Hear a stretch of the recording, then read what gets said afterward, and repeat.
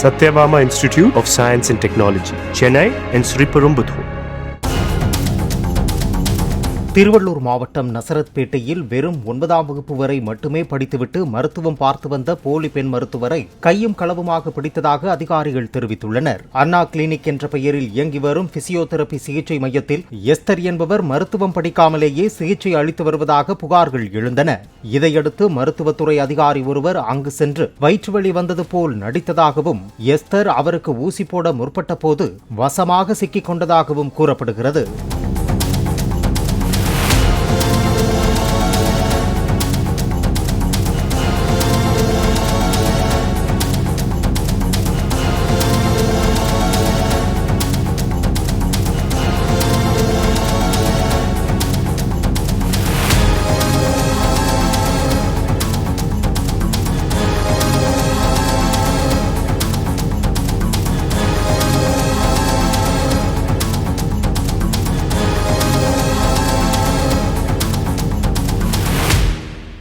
Satyabama Institute of Science and Technology, Chennai and Sriperumbudur.